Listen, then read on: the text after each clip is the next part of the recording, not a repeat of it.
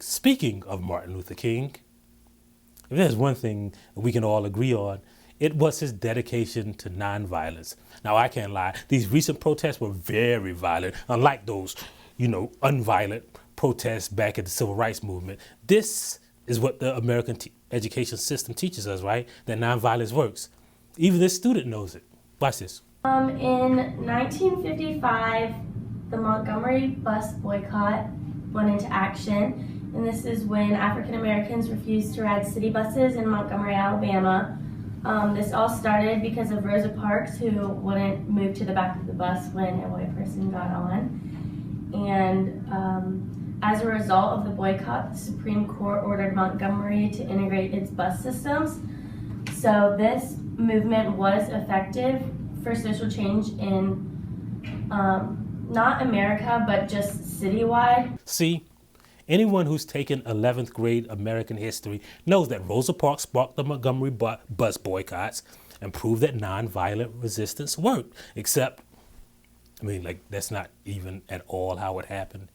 2 days after the Montgomery bus boycott ended, a white supremacist fired a shotgun at Martin Luther King. Now, the next day, on Christmas Eve, a black girl was attacked for riding a bus. 4 days after that, racists attacked 2 buses and shot a pregnant woman. 2 weeks later, the Klan started bombing black churches. So the city stopped all the bus services. And then the KKK lynched Willie Edwards. And then when the city's services resumed, guess what happened? Just to be safe, black people sat on the back of the bus again for years to come.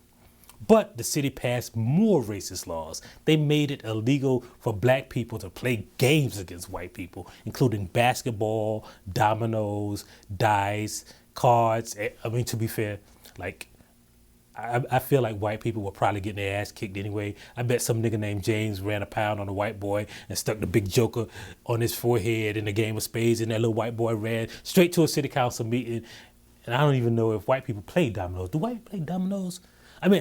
I know they're using to stand them up and then make those domino trays that fall down. I never understood that shit because I never understood the point of it. You can make the dominoes fall down. Yay, we won. Anyway, it wasn't just the Montgomery bus boycott. Every civil rights victory came with violence, and it wasn't just the black people. For instance, I'm sure you've heard how we won the right to vote, right? Black people marched from Selma to Montgomery, and then this happened. Activist Jimmy Lee Jackson was shot and killed during a peaceful protest march on February 26th. It was then that a man named James Bevel from the Southern Christian Leadership Conference began organizing marches from Selma to Montgomery. The first march took place on March 7, 1965. It became known as Bloody Sunday because while the 600 protesters crossed the Edmund Pettus Bridge, state troopers and county posse attacked the unarmed marchers with billy clubs and tear gas. In 1965, a march for voting rights in Selma, Alabama went down in history as Bloody Sunday. Congressman John Lewis led the march. They came toward us, beating us with nightsticks, trampling us with horses, releasing the tear gas. I was hit in the head by a state trooper with a nightstick. I had a concussion at the bridge. I thought I was going to die. And on November 13th, 1956, the Supreme Court ruled that public bus segregation was unconstitutional and ordered Montgomery buses to integrate. On December 21st, 1956, one day after the Montgomery bus system was served the court's order, the boycott ended, and the city's black citizens resumed riding the buses. The second march took place 2 days later, and Martin Luther King Jr. ended up leading the group of protesters to a church instead of continuing on, so they could seek federal protection to protest peacefully. That night, a white group beat and murdered civil rights activist James Reeb, a white minister from Boston who had come to Selma to join the marches. The death of Reeb caused a national outcry and put a spotlight on the civil disobedience in Alabama. Protesters demanded President Lyndon Johnson pass new federal voting rights that would allow blacks to vote without being harassed. President Johnson passed the bill on March 15th and then pledged federal protection for the protesters as they marched. See, That's a great story about nonviolence. Except that's not how it went at all. See, when MLK turned that march around, he lost the trust of a lot of black activists. They told MLK, you don't even go here. In fact, there was a Montgomery activist named James Foreman, and he wasn't with that getting his skull cracked shit. So he called on activists from all around Montgomery and the country to come to Montgomery, and him and some activists from Tuskegee who were about that life, they marched right up to the Montgomery Capitol and told Alabama's racist-ass Governor George Wallace to go to hell. No, I'm not even really killing. They wrote him a letter to go to hell. And then Foreman went across the street and then he told all the black people this. One man in this country that can stop George Wallace and those posses. We can present thousands and thousands of bodies in the streets if we want to. And we can have all of the soul force and the moral commitment around this world. But a lot of these problems will not be solved until that charitably over place called the White House begins to shake and gets on the phone and says, now listen, George, we coming down there and throw you in jail if you don't stop that mess. That's the only way it's going to be stopped.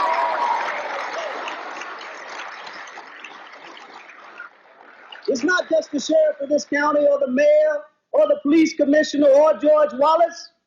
This problem goes to the very bottom of the United States. And you know, I said it today and I will say it again. If we can't sit at the table, let's knock the fucking legs off. Excuse me. Now, y'all know that made Martin Luther King mad as fuck. I mean, but what was he gonna do? He was nonviolent. So when George Wallace sicked the state troopers on the protesters this time, the protesters were ready. They threw bricks at the cops on horsebacks and they had their own sticks. But this is the protest that convinced many senators and congressmen to vote for the Civil Rights Act because it was like violence breaking out everywhere.